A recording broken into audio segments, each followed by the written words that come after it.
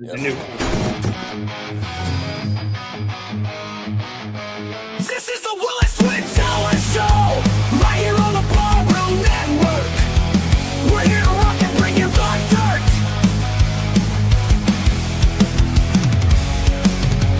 Tim and Jeff debating on the screen with the Podfather, although behind the scenes they say the Irish bring luck. All we know is the Packers suck. It's Friday night. Are you ready for the show? Talking about the Bears, Irish, and music. This thing's about to blow. You've been waiting for this night all week. It's time for the Twins to speak. So sit down in that chair. Let's give it up for the Bears. Feels like game day, doesn't it? Teams are all crazy. All hail the Windy City. The Twins aren't playing. It's time to go Super Saiyan. It's Friday night. Are you ready for the show? Talking about the Bears, Irish, and music. This thing's about to blow.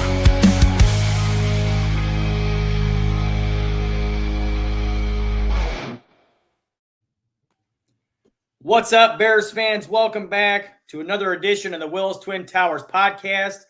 As you can see, we're on right in the middle of the game here, guys. Started off not so hot, got a little bit better as the half went on, but we'll get into a little bit here, guys, in a minute. We got a special guest tonight who's going to be producing for us. Aldo's taking the night off, so why don't we bring him in here real quick?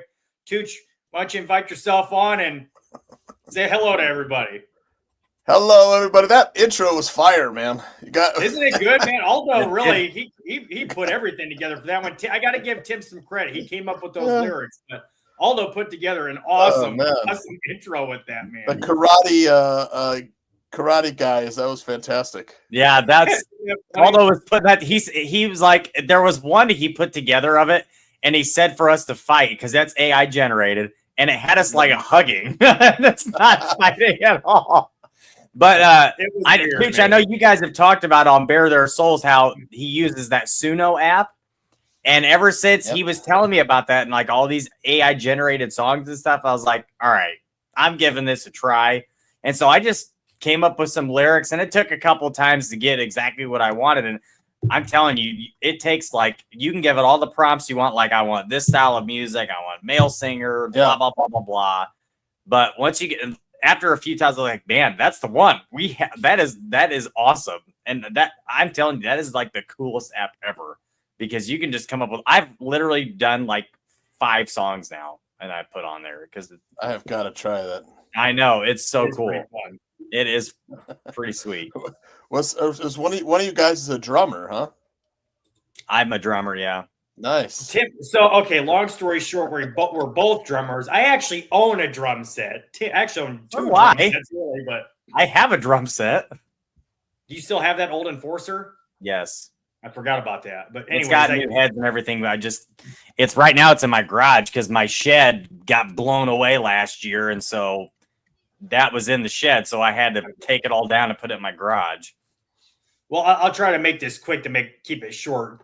Long story short, Tim and I both are drummers. I have 2 drum sets. One's an old Pearl set, and I bought a PDP a few years back on a great sale at Christmas time. So, you know, PDP is owned by DW, who's like the drum manufacturer in business. So I found that kit and I couldn't pass it up, and I really like it. It sounds really good. But Tim actually has a background. When we were kids, we started playing band in like 7th grade, and I played sax actually, and Tim started playing percussion. So he did actually get a rudimentary background in drumming. So, you know, whether that doesn't always necessarily translate for everybody to a drum set, but Tim is pretty decent. I'll give him some credit there, but he's probably a little better than me, but we are both. I don't know if I'm that great anymore. It's been a while since I've really played, but I hear you. Yeah. It's kind of like riding a bike, though. Once you've done it for a long time, you can always do it. It's just I don't play it nearly as high of a level as I used to. I tried all of them, you know, like guitar, bass, drums, keyboards. I settled on guitar, but I could probably make my way. It's been a while, though, too. But I could probably make my way on all of them a little bit. Yeah, I do have a guitar I like to mess around on a little bit once in a while, too, but I'm not that good either. So, anyways. The first half is over. The Annika set in because I was telling Tim before the show, was a classic letdown spot. You know, we just played the odds-on favorite to win the Super Bowl. And they're the favorites to win, the Buffalo Bills, as far as Vegas is concerned. 38-0. It could have been 45-0. We took a knee at the end. Zimmerman said to preserve the shutout, but Ben was running out the clock, and it could have been 45-0. Now we got to go on the road on a short week and play the Chiefs, who, they're a good opponent. It's a tough Super Bowl contender. Yeah. They were talking about, I've been watching the Chiefs broadcast for whatever reason. So I ended up hearing that they were talking about the Chiefs have been to like 5 Super Bowls in the last, 6 or 7 years now, or some 6 straight AFC championships, something like that. Those numbers are not exact, but you guys catch my drift here. These guys are a perennial contender, okay, looking for a Super Bowl every year. Even the guys on their broadcast team said, the expectation is Super Bowl. That should tell you something about this team. So that's just what they look for year in and year out, and the Bears did not look great early on. I said that at the top of the show, but that being said, I do like how they left the starters in. They let them ride it out. Caleb was in the whole first half. Yep. So I like seeing that. They let him ride out the storm. That's a great song, by the way. REO Speedwagon. The live version is the good one. But in any case, they let him continue on, finish it off strong, and they did put together that touchdown drive at the end there. So I was happy to see that. There was a couple positives. One, and Aldo has actually got he had a tweet on Twitter or a post on X, whatever the hell you want to call it, that I want to get on the screen if we can at some point. But there were some positives that I saw from it. Mainly the offensive line, I felt like protected pretty well. They opened up some nice holes in the run game. DeAndre Swift looked pretty good. He actually hit the hole hard, and on every single run he had, you didn't see him dancing around. He hurdled that defender. Coaching, excuse me, sorry, didn't mean to do that. DeAndre Swift, I think it was promising, and he picked up the short yardage. That they needed in those 3rd and 1s or whatever it was, 3rd and 2, I think was one. But he got a couple nice pickups there to get the first down. So, I will say that the offensive line looks better. That looks better. Caleb did have the one throw that he held on for too long, ended up taking a sack on. I felt like he probably could have stepped up there and even taken off and ran for a few yards and slid. He probably could have picked up a first down. But in any case, he took a bad sack there, ended up being 3rd and 9 instead of what would have been like 3rd and 3. But all in all, he didn't look terrible, in my opinion. I mean, stat line finished the first half I think it was like 11 for 15 for 113 yards and a touchdown. So that's not bad in and of itself. That's 70% or more right there. So I feel like that's a trend in the right direction if you're looking at it from that scenario. But all in all, some good, some bad. Wasn't terrible, wasn't great. The penalties, God, man, those pre-snap penalties are becoming an issue. I'm really getting kind of sick of seeing that kind of stuff. They'll kill you. And it's not even just pre-snap. There was the pass interference penalty. There was a holding penalty. There was an offside penalty. So what do you guys think? What did you see from the first half that kind of like stuck in your heads right away, other than, the kind of stuff I just mentioned there? We weren't able to score until the Chiefs took their defensive starters out. I noticed that the Chiefs' offensive line is really good. Yes.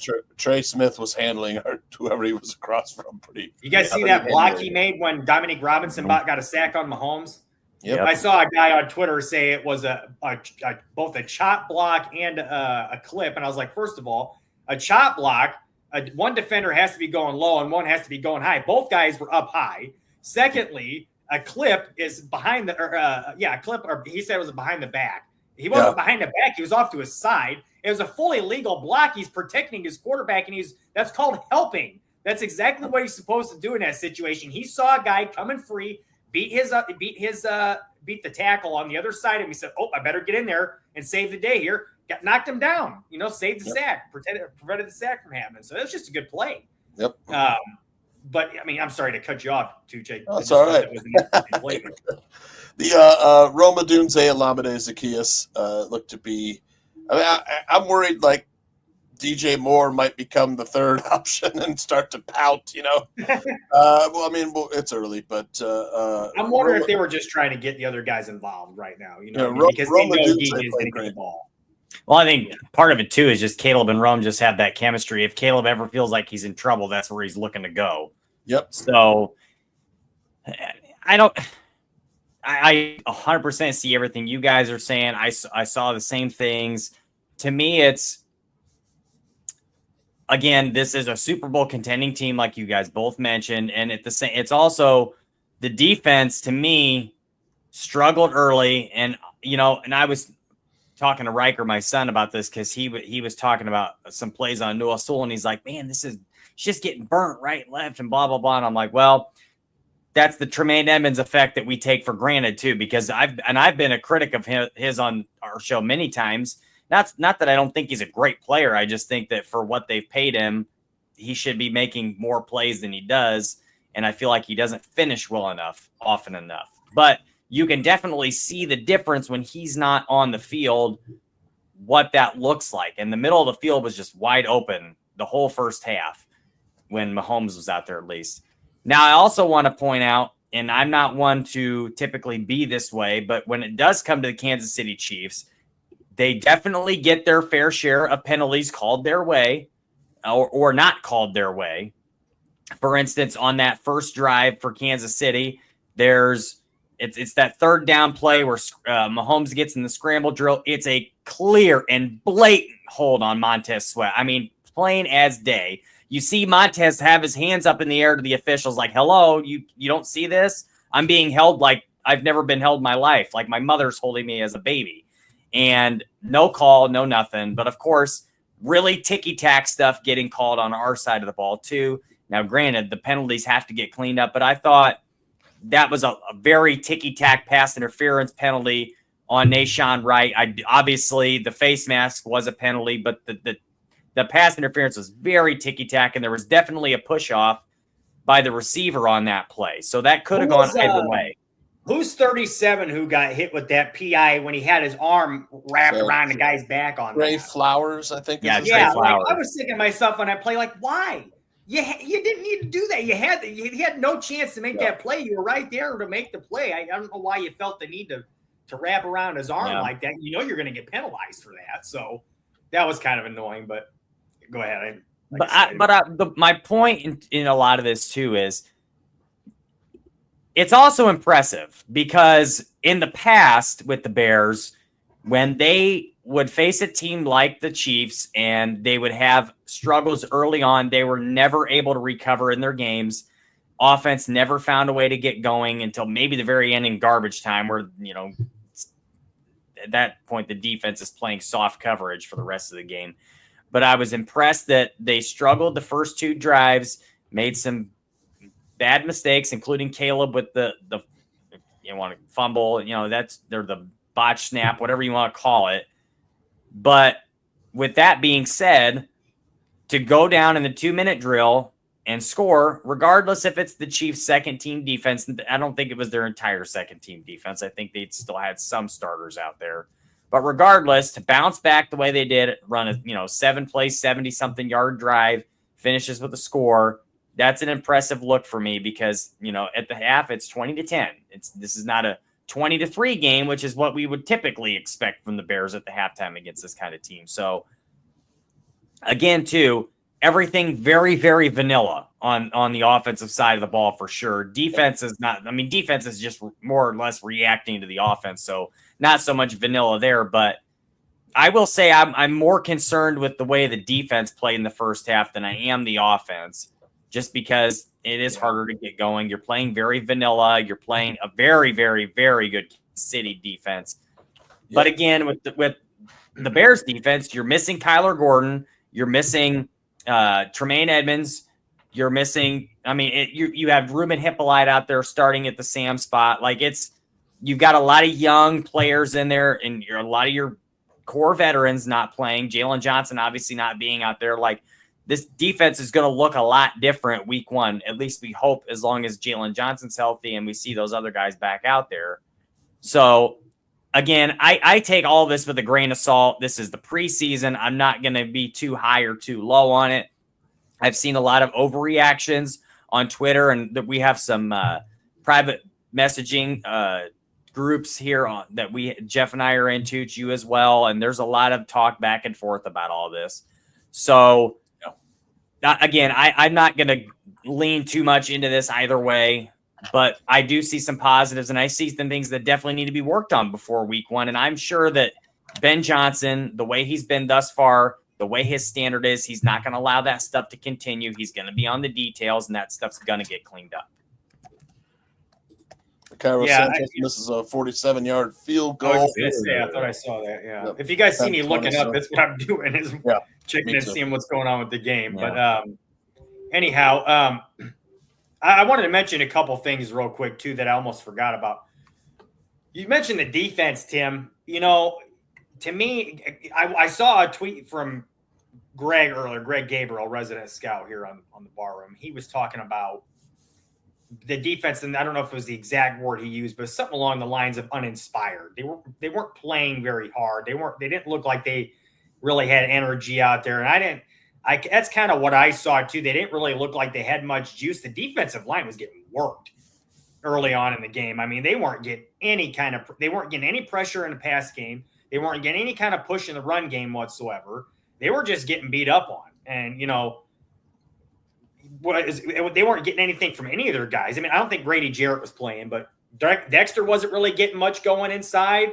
No. Montez Sweat wasn't getting much going on the outside. They weren't getting really much of anything going from the defensive line. It was kind of that was kind of a big problem for one. And then, like you said, the rest of the defense on the back end, really, they didn't play all that great either. Jaquan Brisker got beat in coverage a couple times.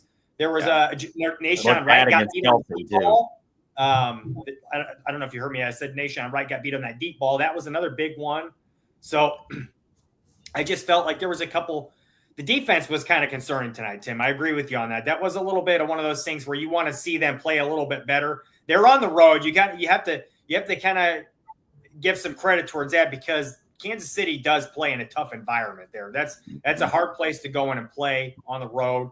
The offense, I felt all things considered, especially after that first drive, they were definitely discombobulated in that environment there. But I feel like after that, they kind of came together, but the defense never really did. And so that, like I said, that was a little bit concerning for me. I feel like Dennis Allen's going to rip him a new a-hole when they get into the building tomorrow or Tuesday or Sunday. I mean, whenever they come back in for practice, I just feel like it's not going to be good for the defense. They're going to have some things to say, and I'm going to be interested to see what guys end up making this team.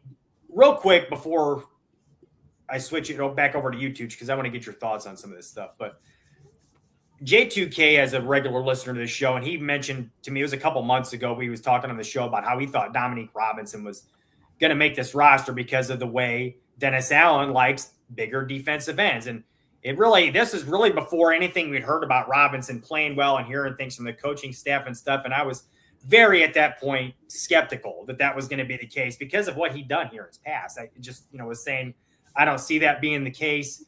That would really surprise me at this point. Now, fast forward to where we're at now. And I mentioned just a minute ago about how the coaching staff has talked about this guy.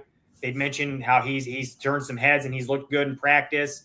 You're seeing this guy play more right now, and he has been pretty productive now in the preseason too, not just from a run stop standpoint, but he's getting some pressure. He about had a sack tonight. We just talked about it a few minutes ago. If what's his name from Kansas City just got that big contract. What's his name? Trey Smith didn't get that block there to take him out of the play. So I think at this point I would be surprised now if he didn't make the roster. I think that he's almost a certainty to make the team at this point. So real quick, give me your thoughts on that, guys, and then anything else you guys have that you want to dig into that you've seen tonight.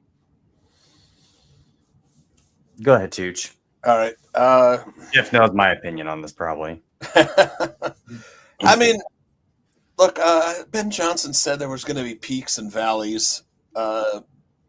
So we can't – I mean, we were really high after that last game Sunday night. And why wouldn't we be? Because everything looked like great for the first time in a long time, where everything was clicking. The playbook looked fantastic. And then, we kind of have some injury issues as well, which will probably affect the 53-man roster. The pass rush, like you guys mentioned, Yeah, pass rush. This is why I kind of want them to go out and sign someone like Zadarius Smith off the street, just to put some juice into the pass rush. Because, I mean, whether or not they want to try and go for the playoffs this season, or whether this is just a learning season, development season, the Bears will, what they do, at the closing of this 53-man roster, whether they sign somebody, will tell us kind of where they are. If they're satisfied with the roster, I mean, like you said, Grady Jarrett hasn't played this preseason, so we don't know what the pass rush is going to look like there. Right. But, I mean, today it could have just been a short week, coming off a high game, and then classic letdown spot. They traveled, and Arrowhead's a tough place to play, and they're playing a team that's, 1A or 1B in the NFL, so we got a little high after last week's game. I mean, we're brought back down to earth. Yeah, I mean, in all things considered, I mean, it really wasn't that bad. I mean, it started off pretty poor, but I mean, really, like I said, they finished off strong, and as the half went along, it was like progressively getting a little bit better. There were still some issues all along the way, but it was getting a little bit better as time went along. Yep. You said something earlier that made me think of something. I totally forgot what it was. Chiefs score a touchdown. Elijah Mitchell left guard for 2 yards. So yeah, Elijah Mitchell. That's the running back. Used to be on the Niners. San Francisco, yeah, and then Miami, right? Or was he only in? I don't know. I think just maybe. I don't know. Maybe he wasn't, but he got hurt last year, and they ended up down to their like third and fourth string running backs. Yeah.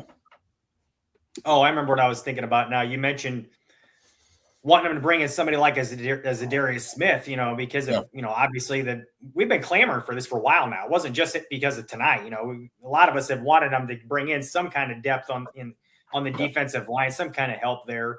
I wouldn't be surprised at this point now to see, as 53 cuts are approaching, if they don't make one of those trades for a guy who's going to get cut, like maybe one of those 6 for 7, pick swaps or something like that, or like for instance, last year they did the same thing with Darrell Taylor, and that worked out pretty well. The guy did 4 sacks in his first couple of games, so it was in the moment it worked out pretty well. He kind of faded off obviously as the season went along, but maybe something like that could be helpful until they kind of get the ball rolling a little bit. But like you said, Tooch, it's a good point. Grady Jarrett hasn't played. Maybe that makes a significant difference once he gets into that rotation. We never really know. He's still a really good player, still a very productive player at his age. Yeah. So it could be a very different looking thing when he gets in there. And plus, we got to remember, like you said, Tim, this stuff is so vanilla. Both the offense and the defense, none of them are doing anything that they're going to do when they start game planning for other teams. Ben Johnson just did it on Up and Adams last week with Kay Adams. He was talking about what they're doing right now in the preseason. They dusted off an old one, talking about his playbook. Yep. Just running old stuff, nothing that's been, that they've been working on for the part of their season this year. So it's going to be looking totally different when the regular season gets here, when they start game planning both offensively and defensively. I'm interested to see what kind of stunts and games and things like that Dennis Allen works on the defensive line to create pressure, especially after seeing this tonight. Maybe he's going to think to himself, well, maybe we don't quite have enough to not do a little bit more schematically, you know what I mean? So I could see that, but all in all, I mean, what do you guys think of the offense though? I kind of gave you my thoughts a minute ago about how I saw it going and how I felt like they progressed a little bit as the half went along. I didn't think Caleb looked that bad. I did mention the one play he got sacked on that wasn't great, and there were a couple missed throws in there that he probably could have made. But other than that, there weren't a lot of guys getting open early on. I didn't feel like there was some pretty good coverage from Kansas City. I got to go back and watch the tape, obviously, because you don't really get a great angle with the TV broadcast. But yeah, I mean, I feel like he didn't take too incredibly long to throw, except for that one sack. But what do you guys think about the offense's performance? I still think the offensive line's got to do a little bit better of a job on those quick dropbacks, because there's times where Caleb holds onto the ball too long. There's no question, but there's also times where there's pressure on him as he's, taking his drop, and that can't happen. And I mean, I'm sure you guys can assume where that pressure came from. It's no surprise. It's still coming from the same place, but at the same time, like that part of the game's got to improve on Caleb's end too, because those two things are going to go hand in hand. So he's got to do a better job of getting rid of the ball, which there were times today where his first read's not there. He gets a little flustered, and then he's holding on to the ball too long, and he's got to create something. He's still struggling to go bam, bam, bam through his reads, which I get it. That's not an easy thing to do. But, so far in the preseason, Ben Johnson's done a really good job of scheming his first guys open. But then after that, he's going to have to do a better job of finding the open man. And for instance, Jim Miller mentioned it on the broadcast on that red zone play. He's got DeAndre Swift wide open in the middle of the field, maybe a couple of yards short of the first down stick. And he's looking and he throws into double coverage at Rome, where if he would have just gone through his progressions, hit the check down, you might have 4th and 1, 4th and 2. You can go for it on 4th down. Now you're in 4th down territory there. Give yourself a chance to score a touchdown. But instead, they settle for the field goal because he tries to force a ball in there that was not there. He was clearly double covered. I know he had, the second guy beat, and he was just a hair in front of the first guy. But you have a shot in the end zone like that, those guys are going to catch up there because that's a very tight space. So it's not a real smart play there. Could have ended up worse. Could have been an interception there. If that ball's not placed in the right spot, you're talking about, ball going the other way and no points. So there's definitely some things that have got to get cleaned up. But as far as, where we're at right now, I mean, this is kind of where you expect it to be. I did not expect what happened last week in Buffalo. That was a great thing, but at the same time, I don't expect that to be the case typically, just because that's a really good team over there. And, that's for only the second preseason game and the second time Ben Johnson calling plays for this team. That was a surprising moment. And this is more like reality, the way I saw it. So if we can just find somewhere right in the middle there in week 1, we're going to be in good shape. Not guaranteeing we're going to go 17-0, but we should have some more success than what we've had in last several years. And everything should be done a little bit cleaner than it was in the past and a little more production, I would hope. So what do you think, Tooch? What do you think about the offense in the first half?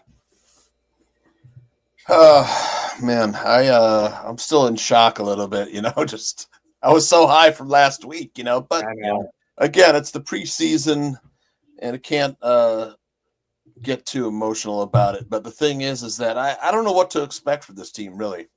Mm-hmm. Going into the season, we could either be really good or we could be really bad. It might be a season of learning. But like you said, Caleb's got to get rid of the ball. In the Buffalo game, he was getting like 2.5 seconds, which was a big improvement over last season, where he averaged like 3.2 seconds getting rid of the ball. That makes a big difference. Mm-hmm. And then, man, that touchdown pass to Rome Badunze, that was a fastball. That was a nice one. Yeah. So we'll see how Caleb does. I mean, there's so much pressure on the kid, the number 1 overall pick.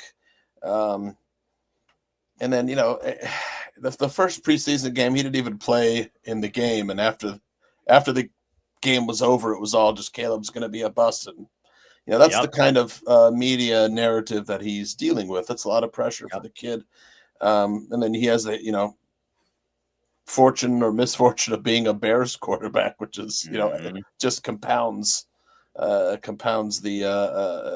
narrative. So it all depends on Caleb, really. If he gets this offense, I think we'll be good. If he struggles, we're not going to be very good. And then you've got the left tackle situation to sort out. Yeah. Like I said on Bare Their Souls, I think it'll be Braxton Jones until he gives us a reason to not start him there anymore. So it'll be him. Looking that way. The thing is like, I can't see the Bears re-signing Braxton Jones after the season for $20 million a year. No, I don't see it either. I guess it kind of depends on how he plays. If he flips a switch, and he really plays his ass off, and it gets to the point where it's like, how do you not bring this guy back? Then maybe, I could see it, but that doesn't look good on the fact you drafted Trapillo in the second round unless he becomes a starter somewhere else along the line. But he hasn't looked that great, Trapillo. I don't know. To be fair to him, though, he hasn't played on the left side since 2021 or 2022 or whatever it was. So I mean, it was not natural for him. They moved him over there, to, hoping that he could make the switch, make the transition to be the guy. But that's just hasn't worked out that way, unfortunately. I mean, he's a rookie, he's a young kid. It's going to take him some time to learn and get stronger and get more mature. And Darnell Wright is going to be getting an extension soon. Yeah, he's about to do too. He's going 1 year. He's got one more year. He's eligible after this year, I should say. Right, that's what I mean. He's got one more year till he's eligible. And they want to get ahead of these things, so you can imagine that if they plan on extending him, it's going to happen next offseason. We might as well start talking extensions then, right? Because one guy just got an extension, the backup quarterback. Yes. That was an emotional press conference with him announcing, that he did. I know both of you wanted to talk about it. I think it's a good move. If he's not ready to be a starter in the league, why not get 2 years of apprenticeship under Ben Johnson? Mm-hmm. Yeah, I just think it was the best case scenario for the Bears the way that went down. Yeah. Like you're able to retain this guy. Win-win. Yeah, I mean, and $10 million for a 2-year contract for a backup, for a legitimate backup quarterback is actually a pretty good deal in the NFL. We saw Mitch Trubisky just get $10 million a couple years ago for $10 million a year a couple years ago with Buffalo. So, I mean, to me, this is a win-win, a big-time win-win for the Bears because, number one, you don't have to worry about him wanting to get traded away because he told you, like, straight up, I want to work with Ben Johnson because I know that that's going to give me the best chance for success. So good on him, too. Great decision on his part to, like, self-reflect and say, you know what?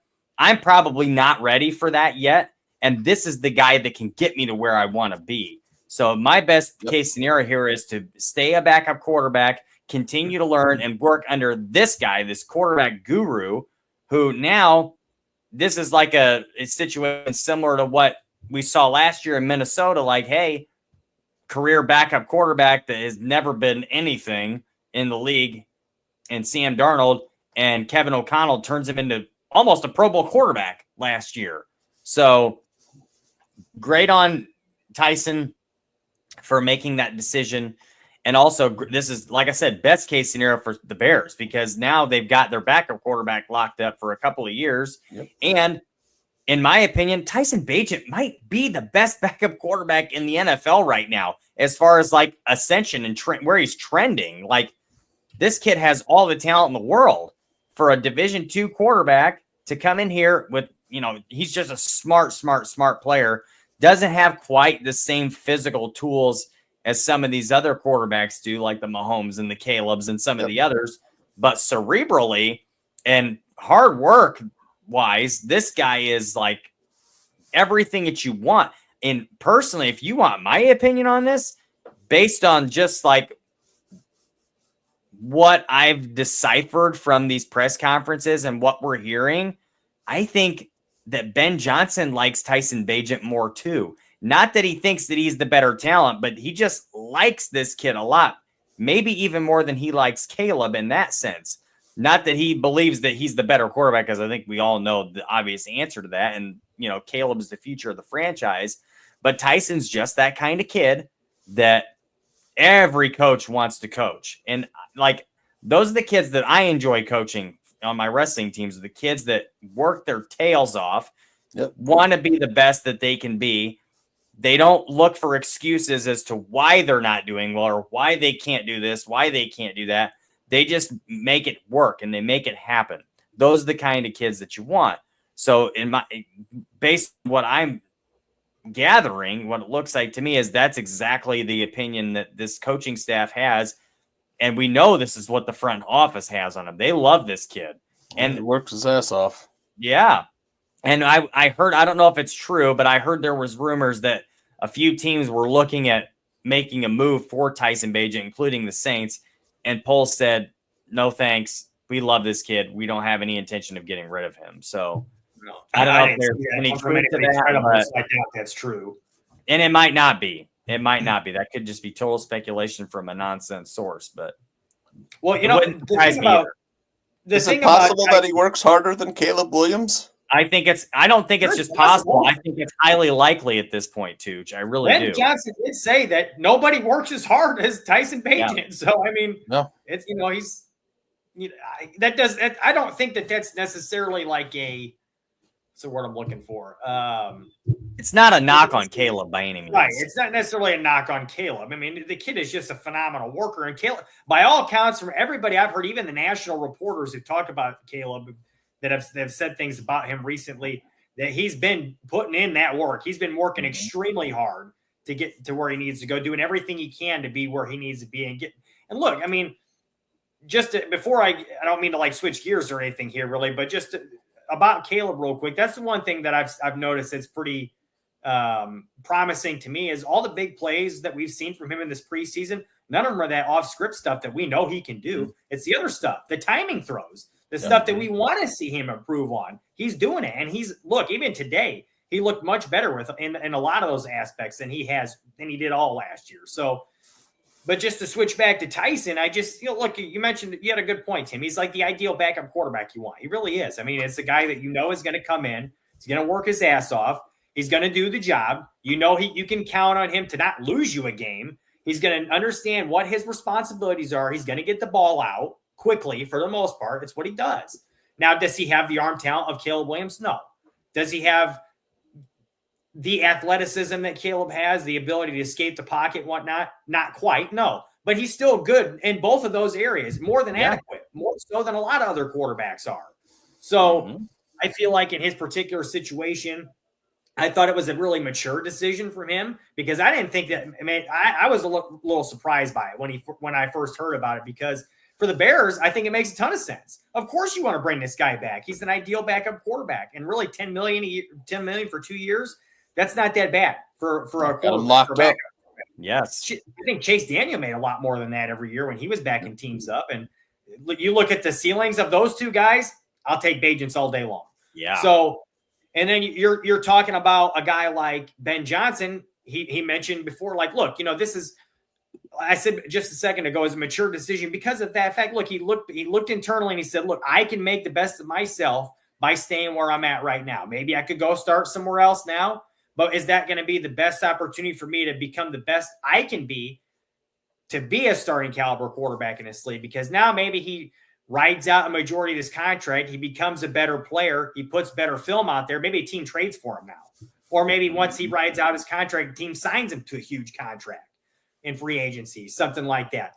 That's the idea here because he like I said, he thought internally to himself that it made more sense for him to stick around, and he believes in his staff. Now that's a reflection on the staff to me, because if a kid who's been here with two other offensive staffs, okay, in the 3 years he's been here now, can stand in front of the media and tell you guys, I prefer this staff and what they're doing to learn underneath this than going to any other staff because of what I've seen here in the past, basically is what he said. That's a reflection to me of how good this staff has done of a job with this team. So, and again, Caleb's looked better. Tyson's always looked good. He's looked better too. I mean, there's a lot of things that you're seeing from him. It's like, okay, Tyson, this is better than even what we've seen in the past. So I haven't gotten a chance to watch a ton of it tonight, but just completed a nice pass just there. So, but in any case, I thought that was interesting. The emotion he had in his press conference, I thought was a big deal. Gotta love it.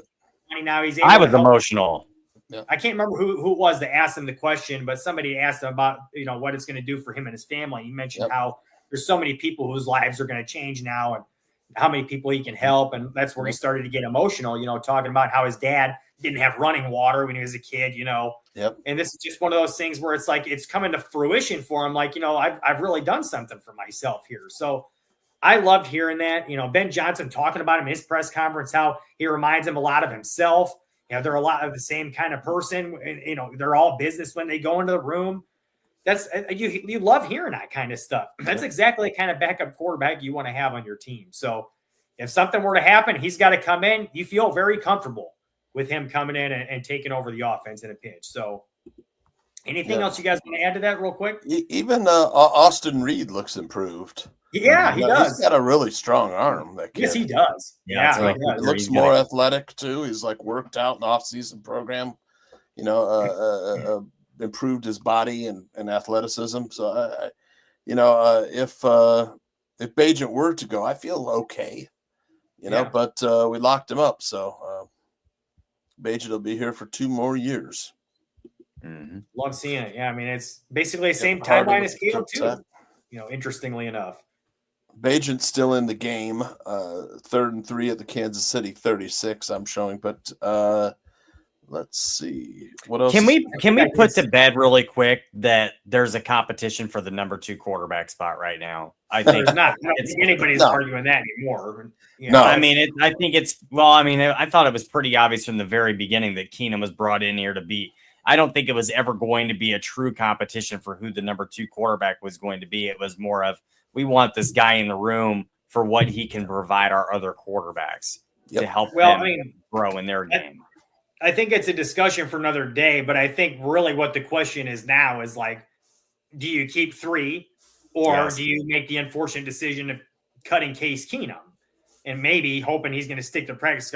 But do you really want to do that? Greg mentioned that he doesn't know if that's a great PR move. So I don't know if you do that. I think they're just going to keep 3, but I think they're going to keep 3 quarterbacks. Absolutely. They're going to keep 3. But anyways, Austin Reed will be on the practice squad. Yes. So and I think he'll clear waivers for sure. Yeah, I think Reed will be a practice squad guy. There'll be several guys that'll be. He should clear waivers. Yeah, he should. I can't see who would claim him. I mean, you got to think every other team is cut down to 53 players too. I mean, do they really? However, they may look at it and say, "Well, look what the Bears did with Tyson Bagent. They clearly have an eye for quarterback evaluation here. Maybe this kid's better than what we have right now. Let's go ahead and take a shot on him." Never know.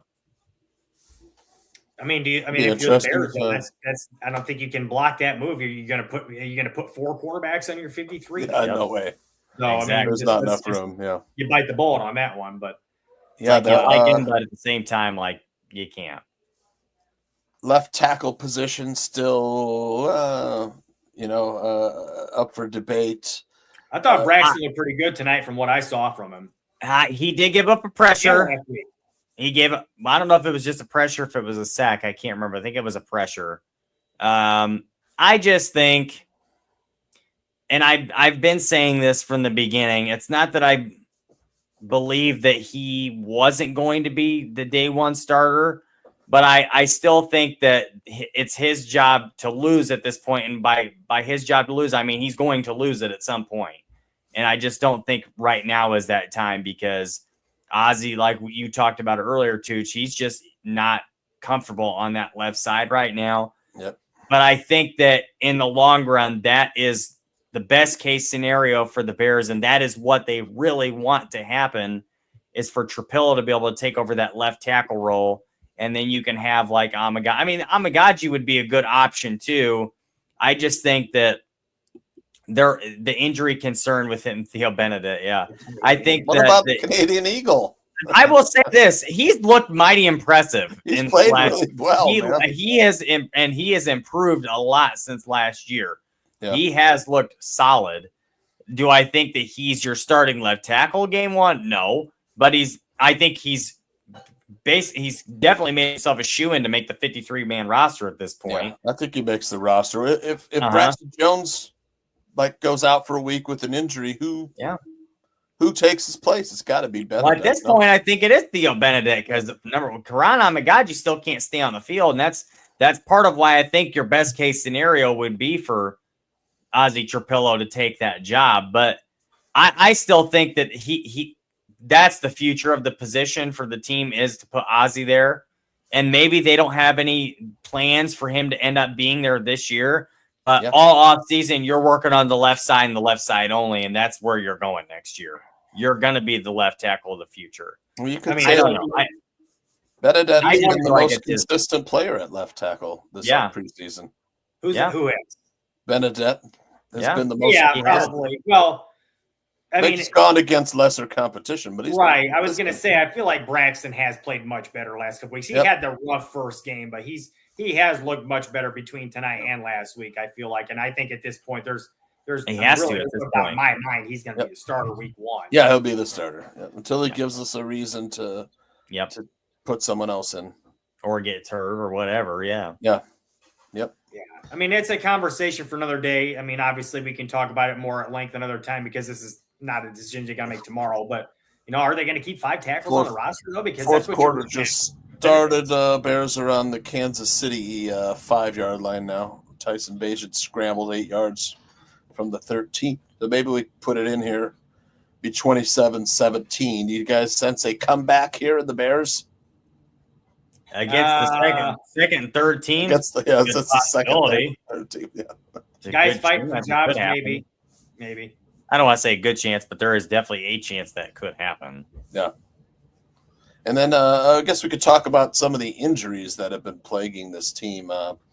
You have the defensive end, Austin Booker, who's was having a great preseason. His length is really an advantage. He looks a lot like Max Crosby, uses that length, like Crosby does, those long arms, bend around and grab, and then the running back position has been, we're looking at Britton Brown possibly making the roster, and then I think he's got a good chance of making it. Something's going to happen, yeah. I mean, especially Ian Wheeler still not being healthy again. Yep, and then Royce Freeman is in the game right now. He just carried 1 yard to the 4. I've seen enough of him in his career to believe that he's probably not making the roster. He's just there. I said we should have drafted 2 in the draft, 2 running backs. I thought so I would draft 2. Yeah. They're waiting until next year, Tooch. They're waiting to draft Jeremiah Love. That's what's going to happen. You want to talk about early Christmas for me? That would be like early. That's Christmas. A loaded. I would sell my soul down the road to the prostitute down the street just to get Jeremiah Love. There's a lot of. I think there's a lot of good running backs in next year's class too, from what I'm hearing and seeing so far. Notre Dame's got 2 really good backs. They're going to be in the draft next year, so they will both be drafted. Darian Price pretty damn good too. College football starts tomorrow. How do you guys think the Fighting Irish will do this year? They have a relatively easy schedule. They have a tough early part of their schedule, and then it gets a lot easier right away. Yeah, and then they've got Texas A&M week 2, so they've got a tough, and they have like 4 ranked matchups in like their first 6 games. So they're going to have a tough time early going, but then it does get a lot early. But yeah, I said, it does get easier. But I don't look at it and say that there's not a game on this schedule that I think that Notre Dame shouldn't win. They should win every game again this year. They could. The defense. No, they should win every game. I'm not going to say that because look, I'll try to keep this quick. The defense is going to be really good. We know that they've been really good. They've got a lot of returning players and a lot of impactful coordinator though too. A lot of young guys who are coming back who are really starting to come along. Last year, Bryce Young is the son of Hall of Famer Bryant Young from the 49ers. He's a stud. They got this kid named Boubacar Traore who got hurt last year, like early in the year, and he was dominant before that happened. He's only like a redshirt junior. He's another kid who's going to be like outstanding this year, I feel like. And the offense is the thing. Okay, so they got a good running game. We know that they got a good offensive line, but they're starting the redshirt freshman quarterback in CJ Carr. This kid has got better arm talent than any other Notre Dame quarterback I've seen, I think, in my lifetime. And he's young. He's young. It's like he's a freshman quarterback, and he's going to play in some tough environment. He's got to go to Miami in the first game he ever plays in his life, dude. Yep. So I'm not going to just jump out and say Notre Dame should win every game. I think that test in Miami right off the bat is going to be a test. Texas A&M defense is still a good. Right, yeah. And they do have and Elko's still there, so they're going to be good still. Yep. It's in Notre Dame this time, and they have the week off between, so they have 2 weeks to prepare for Texas A&M. But still, it's still a tough schedule. I'm not just going to jump out and say no. They could be very, very, very good, or they could have anywhere from 3 to 4 losses. I feel like it just depends. We'll have to wait and see how good this kid Carr plays right off the bat. But I'm telling you, Tooch, he's got better ability as far as his arm talent than any quarterback I have ever seen in my life at Notre Dame. Did you mention who his grandfather is? I wasn't paying attention to that. Yeah, Lloyd Carr, Michigan head coach. Head coach. Yep. for years. The Bears get a touchdown, a short pass, Tyson Bagent to Royce Freeman, your guy. Yeah. Yeah. We're outscored 10-0 in the first quarter, but after that, we've kind of traded blows here with the Chiefs. So, but I mean, look, this guy's a tough coach, guys. You know what? That reminds me of something. I got a quick Andy Reid story for you guys. Actually, Tim, He's got to be the best coach. I was there. If you're talking about the Steak and Shake incident, yes, I was there. Dude, she probably is the best coach in the league. But here's an interesting little story for you guys. I think I've told this story on the show before, but I'm not sure if I've told YouTube. So I haven't heard Tim and every year I used to go every single year. I haven't been in probably I don't know, maybe 5, 6, 7 years now, but. Indiana has their state wrestling tournament at what's now called Gamebridge Fieldhouse, where the Pacers play every single year. And every once in a while, for whatever reason, it'll line up on the same weekend as the NFL Combine. It happens it's very rare. It doesn't happen very often, but every once in a while, they'll line up the same weekend. Well, one year we were down there. This is probably 10, 12 years ago now. As a matter of fact, Matt Nagy was still with the Chiefs for the first time, his first stint with the Chiefs when this happened. So this is before he became the head coach of the Bears. We were out at it was after the final or after the state tournament that day. I think it was Friday night because Friday night, was the next day. So Friday night is after the combine that evening. We all go to Steak and Shake as a family, and there's some other people there with us, some other wrestling fans in the community. And shit you not, Tooch. In comes this gang of like 6, 7, 8 Chiefs guys, all in their clad Chiefs gear. It's probably coaches and executives. They all come sit right at the table, right next to us. Andy Reid, right there in his Chiefs gear, dude. Nice. All a Steak and Shake right next to us, just in a damn Steak and Shake of all places. They got, St. Elmo's Steakhouse a block away, and these guys are eating a steak and shake, Does that surprise you, though? I mean, no. No, but I mean, I think Matt Nagy might have been there. He might have been one of them there, yeah. Right. I just thought it was an interesting little story. Speaking of the Chiefs, though, I don't know if we have this clip or not. Aldo was talking about he was trying to get it on. I don't see it. He didn't load it. But I'll try to explain what happened. Yeah. So it was on Hard Knocks last week. If you guys didn't see it, the Bills are on Hard Knocks right now, and obviously the Bears played the Bills in the preseason game, and they had some of the joint practices filmed. Well, Joe Tooney, they showed a couple one-on-one reps of Joe Tooney going up against Ed Oliver, and Tooney just totally stonewalled him. I mean, you could just in his hand usage, it's phenomenal. His leverage, everything. He just got great balance. He just totally stops him and is dead in his tracks. He didn't play in the Bills game, did he? He did not. He didn't play in this game either. He didn't play in this Luke Newman. Yeah. Why didn't Thuney play against his old team? Because he doesn't need to. I was surprised by that too. But in any case, I thought it was interesting that after they showed after the clip that Oliver was telling him, like, man, I can't remember exactly what he said, but he was just like at a loss of words for how good Tooney was and how he just like couldn't do anything against him at all. So I think that's a good sign. I mean, there obviously is a reason he hasn't played at all in these last 2 games. I obviously feel like he's ready to go right now. So, and he's a vet. This guy's been doing it a long time at a very, very, very high level. So I'm not concerned about it, but I am a little surprised he wouldn't want to play against his former team. But again, it's the preseason. Does he really want to get up for that? Maybe that's all it is. Caleb finishes 11 of 15, 113 yards, a touchdown, and 1 sack. But the narrative, of course, is Caleb sucks. Well, yeah. Well, I mean, if you actually, watching the game, I mentioned the stat line earlier because I heard that too, and it's a little surprising hearing that when I think about after what I saw. But it's not terribly surprising. And again, he didn't look that bad. There were a couple of missed throws in there. There was the one sack that was not great. I wish we could have had that one back for sure. But again, there are a couple missed throws. He hasn't looked terrible. Again, the thing that's bothered me the most is the penalties. I think if there's 2 things in football that bother me more than anything else, it's penalties and turnovers. The one thing they have been good about is not turning the ball over. The one thing they haven't been good about is not getting them yellow flags thrown on the field. So I want to see that shit get cleaned up, on both sides of the ball, and the special teams too. Like, special teams has not been great about it either. They had an offside on that field goal. They about gave up. In the regular season, they might go for it there. If they might accept that penalty and go for it instead of kicking that field goal. So, yeah, it's just, I don't know. What do you guys think? Real Bears fan says in the past 25 years, there have been 530 quarterbacks to 100 attempts in a season. Caleb was ranked 520th at completion percentage, throwing over 10 yards of air time, 35.6%, on throws over 10 yards. 5 and 12 was the record, obviously. Look, real Bears fan, we know that was an issue last year. We talked about it many times. Wasn't very accurate. The deep ball was a serious problem. But here's the thing: is like that was not an issue for him in college. Nope. No. Part of the reason, the biggest reason he got drafted is because of the arm talent he has, the ability that he has. Well, the deep ball accuracy was one of the biggest reasons he was rated as high as in college.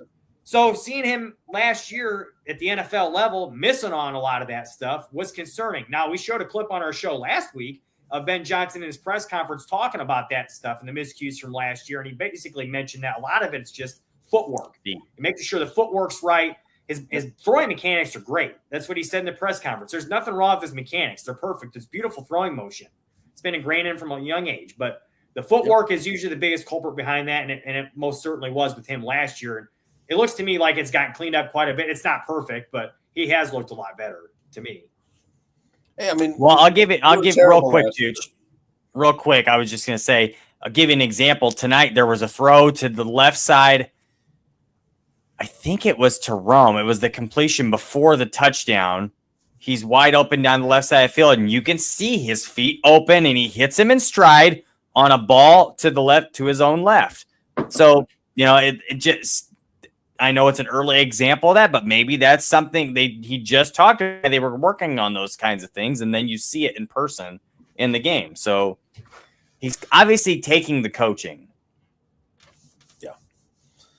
Yep. He did make some good throws tonight, too. It wasn't all bad. He made some really nice on-time throws, too. That, like you said, Tooch, that throw to Rome for the touchdown, that was a rifle, man. Just a dart. And the timing was perfect because it was as soon as he stopped and came back on that curl route, it was right there. Yeah. Yep. 90-mile-an-hour fastball. On the money. Rome was ready for that one because he dropped the one before that. That he went up, I felt he should have caught that ball. I mean, to me, that was – now, Caleb had that pressure coming right in his face, dude. He had no choice but to get rid of the ball there. Now, I haven't seen the tape yet, obviously, so I don't know what else was available there, if he had a hot or anything like that. But, he decided to throw there, and there were two guys in coverage, but he put it in a spot where Rome could go get it. Rome did go get it, and he probably would tell you he probably should have came down with that ball, but – It was a tough trying to rally the Bears here with a 36-yard pass to Stephen Carlson. Agent still in, you said? Stephen Carlson. Yep. He's been around with the Bears for a while, hasn't he? Yes, yeah. Practice squad, I think. Off and on, yeah. Mm-hmm. Yep, Bajan trying to rally. We're down 11. What do we go for 2? 16-27. Did we miss an extra point? The chat has. I think if you go for 2, you might have missed an extra point. Where is it here? I think they missed a field goal and an extra point then. Yeah, extra point was blocked. Yep. Okay. It's interesting. Was it Cairo kicking it, or was it that other kid? The other kid got cut last week. He's gone. Oh, okay, yeah. Yep. Yeah. Let's see. In the let me just. Our fantasy football goon group chat, we had talked about let's see, the past few drafts. Ryan Poles, you could argue that he took too many luxury picks rather than building the trenches. I know he went after him and got to build stuff at free agency and stuff with Grady Jarrett and Montez Sweat trades, whatever. But his drafts, I mean, he hasn't, focused on the trenches as much as maybe we all would like to see.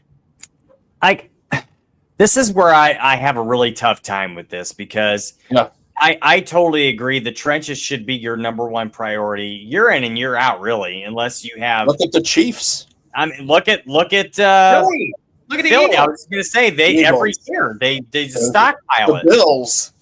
Bills. I just feel like if you get into a position where you're in a draft and you're so desperate to continue to draft for the trenches, one side or the other, it doesn't matter. and you pass up on a player who's higher on your board, who is the better available player at that moment, if you make those mistakes over and over and over again, you're going to end up out of a job pretty soon because your team's not improving, your team's not getting better, and your roster sucks because those guys just don't pan out sometimes. So I've always been a best available as long as it's not a position where you have, like, if you're in the first round and you're drafting, or if you're the Bears and you're drafting a corner or a safety in the first round, I'd tell you, okay, that's probably a mistake. You should probably draft next available best player on your board. Because if it's maybe I could see a corner, but I wouldn't. There's not very many safeties I'd take in a first round. Well, my point being is when you're deep at a position, that now you don't need to make that different. Yeah, and you should never draft a punter. He's done it twice. Yeah, well, that's true. I hear that often too. I don't know if you should never draft a punter, but drafting one in the seventh round and investing another fourth rounder in one just a couple years later, that doesn't look great. And if he's a fourth round pick, he better be the greatest punter of all time, or at least in the league at that point in time. We haven't seen that out of Torrey Taylor yet, but he is a good punter. I don't want to take anything away from him, but to me, that receiver draft class was just so good. Especially those top three guys, I'm thinking to myself, if you have the opportunity to take one of them, you probably should, because all three of those guys are going to be like perennial Pro Bowl players. So I don't hate that the Bears took Rome. As a matter of fact, I wanted them to take Rome because I saw difference maker potential in him. And he was my favorite receiver in that draft. I liked him personally better than Marvin Harrison. And I'm not so sure I'm going to be wrong on that, because I thought Marvin Harrison should have been a lot better than what he was last year, because he was clearly the number one target in Arizona. And it just wasn't what it should have been. I'll put it that way. He didn't get a lot of catchable balls. His percentage of catchable balls was that's a fair assessment too. I think Kyler Murray might be the most overrated quarterback I've ever seen. Next to Eli Manning. When I looked at that draft for wide receivers, and I watched Rome Odunze, I was like, man, this guy doesn't get hardly any separation. It was when he was at Washington. And then I looked at LSU with Malik Neighbors and Brian Thomas Jr. And I was like, Brian Thomas Jr. was getting 5 to 10 yards of separation. I was like, I knew we weren't going to get Neighbors. He was out of reach. Yeah. But I was like, we should draft BTG, and BTG looks good, phenomenal. And I loved him too. And that class was just so good. But I just think that Rome, there was something about Rome, the way that he played, and like 50-50 balls for him are not 50-50. Like it's almost like 99-1 how often he comes down with those. Agent's knocking on the door here. 3rd and 6 at the Kansas City 13. He just got a 7-yard pass, so it should be 1st and goal here. Yeah, good. Let's get drive some 8 points from him. Is it Keenum in right now? Bagent. Oh, it is still Tyson. Okay. Yeah. I just 7.5 minutes left in the game.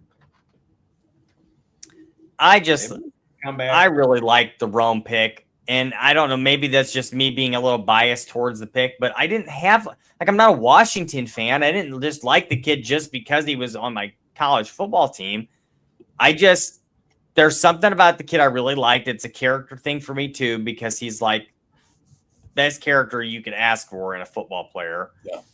I don't know. And I like the way he could do the 50-50 balls. He had like he tested it like a 4.4, but it's believed that he's like a 4.3 speed guy on the field at a 6'3", 220-pound frame. Like, you don't find guys like that very often that can run routes like he can and create separation. Like, maybe not like those other guys, but at that size, it's impressive. Yeah. So he looks like he's transformed his body. He looks he does. And like, hopefully he's faster. You know, he's a good route runner. Just when I watched the Washington, he's a 50-50 contested catch monster. But I mean, if you're looking for separation, that's not him. Right. You know, he's not going to get now Olamide Zaccheaus, that guy's been getting some good separation. He's a shoe-in to make this. He's going to be like I'm starting to think he's going to be the number 3 receiver target. Yeah, I wonder how. I don't think it's going to be Luther Burden yet. I think Luther Burden's got a long way to go. Yep. No, Luther's going to be the other guy he was getting a bunch of separation in that first preseason game he was playing in too last week. Yeah, getting a ton of separation. Yeah, I just think it's flavor. Like what do you need in that position at that time? Because I view wide receiver very similarly to the way that tight ends are viewed. Like you got your inline guy and you've got your move tight end. Receivers are the same way. You've got your X guy, you've got your Z, you've got your slot. They all have a different role. And I feel like most of the time for your slot guys, you want the guys to be the ones that can create separation, be a lot of times a little quicker, maybe not faster down the field, but quicker off the line. That's the kind of guy you want in the slot. Your X guy doesn't have to be the fastest, doesn't have to be a burner, but it's the guy that can go up and get a play. Agent pass short left to Joel Wilson for 3 yards. Touchdown. 22-27 Bears. That fourth down? I've got to imagine they'll go. That was on 4th and goal. Yep, they went for 4th and goal. So they'll go for 2 here.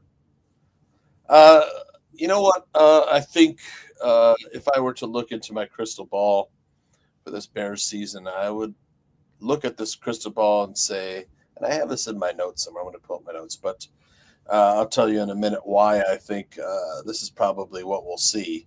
But I think what we're going to find out about the Bears is that they're awfully young. Yeah. You know? They're so young, and this is going to be a year where they're just learning a bunch of stuff. They're learning Ben Johnson stuff. They're learning the NFL game, the speed of the game, the physicality of the game. They've got to build their bodies. That Ben Johnson's system's going to take a while to get. You know, the timing, the footwork. So maybe we should temper our expectations. But if I could find this, well, even like their veterans, like Tremaine Edmonds and DJ Moore, they're like 24 and 26 years old. It's not like they're old guys, you know? And that's a night out. Caleb Williams, 23. Roma Dunze, 23. Colson Loveland, 21. Luther Burden, 21. There's a lot of potential there with these young guys. If we could keep that group together, it probably won't be this year, but the future's still bright. It may be a year longer than we thought. You know, we probably aren't Vegas has a peg for 8.5 wins. You know, weekend sports betting tips tonight. Sean, my partner there, was like, take the under, you know, so he doesn't think they'll get over 8 wins. And, you know, I mean, if it's me, like 8.5, I'll take the over. But if it's 9.5, I'd probably take the under. I think it's somewhere in there. I think even before Vegas had the line, I had a peg for 8-9 wins. So I'm right there too. It's too sharp of a number for me to put any money on it. But that's a tough one. Yep. Last year, I think it was 6.5 wins, and Sean liked the under, and he got it. You know? So I mean, I was like, no way, man, I'm taking the over. I love the Bears. No way the Bears are not winning 7 games. So yeah, we got to 5. We started off 4-2, and it was looking pretty good last year. You know that the fail Mary kind of derailed everything, and there was an article just recently about the argument between Jalen Johnson and Matt Eberflus was like 20 minutes long. I believe it. Fighting and swearing. I can't even imagine Matt Eberflus arguing back with Jalen Johnson. I see him more like a scared kid in the corner, like just taking it from him like this, just listening, like but yeah, I mean. This season is more than likely it'll be a growing pains season, in my opinion. Up and down. I do think there's going to be a lot of. I 100% agree with that. I mean, we talked about this many times in the past. I mean, we know the offenses typically take a while to get going, anyways. But it's like it's the first year in this offense. Even Ben said in his presser, I can't remember which one it was like a week or so ago, something along the lines of like, look, it's not going to look in year 1 like it's going to look in year 2 and year 3 when we're in this offense and experiencing this offense. Like, look, I mean, the quarterbacks who've had the most success were in the same systems for years and years and years. Joe Montana played under Bill Walsh for years, and then when Seifert took over, it was the same offense. Okay, then it's same thing with like Tom Brady. He played under the same offense with Josh McDaniels as he played under with Charlie Weiss. You know. And the same thing goes on with these other. Josh McDaniels is back in New England. He is. He's back in New England, and these guys they play in these same systems for this extended period of time, they get used to it. Patrick Mahomes under Andy Reid has been playing the same system for years and years now, his whole career. You get used to this stuff. You become better in it. It becomes like second nature. At that point, it's just like you're growing on that. Now you're getting more innovative at that point. At this point, they're trying to build the foundation still. So got about 5 minutes left in the fourth quarter, 22-27. The 2-point conversion's not good. Yeah. Down 5 with about 5 minutes left. What else you guys got? You want to get out of here and catch the end, or? Yeah, I mean, I pretty much got everything I wanted to get to, I think.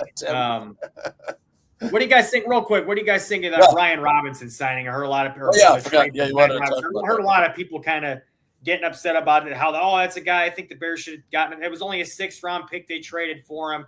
I did see it. Mike Garafolo tweeted that San Francisco is taking on most of his salary and Washington is taking on some of it.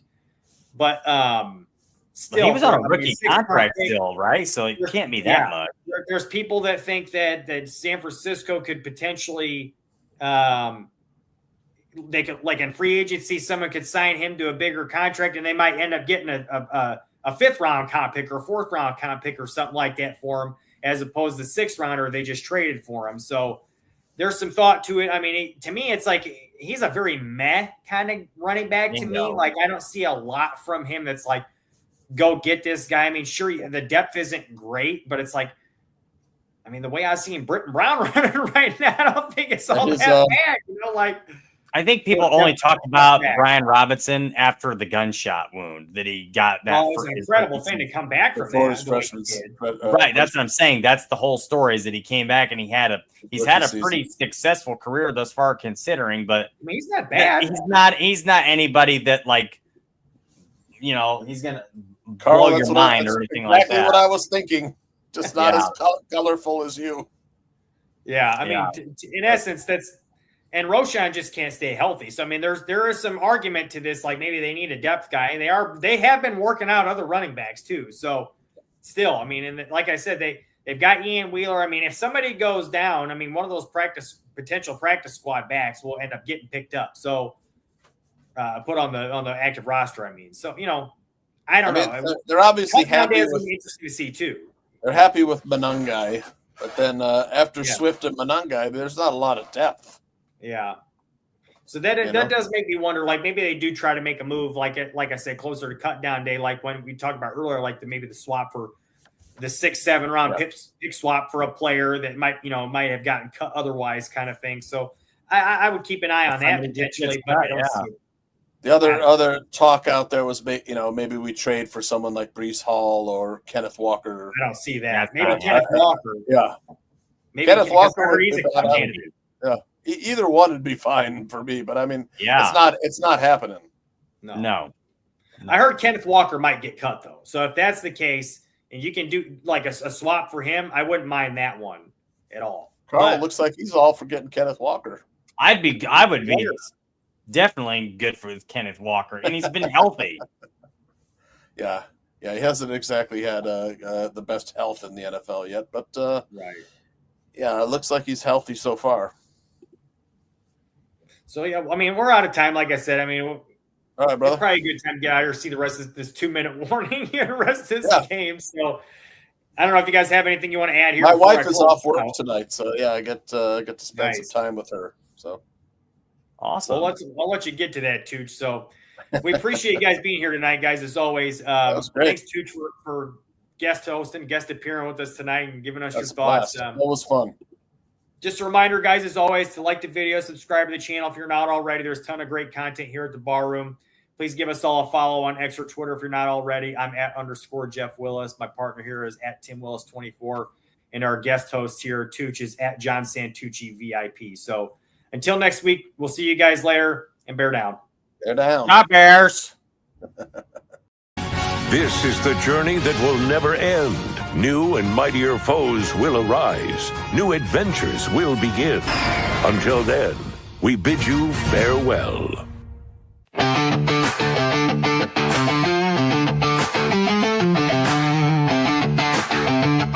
The Willis Twin Towers podcast is a barroom production. Jeff and Tim Willis are the producers and co-hosts. Aldo Gandia is the director and executive producer. The opening theme music was produced by Tim Willis.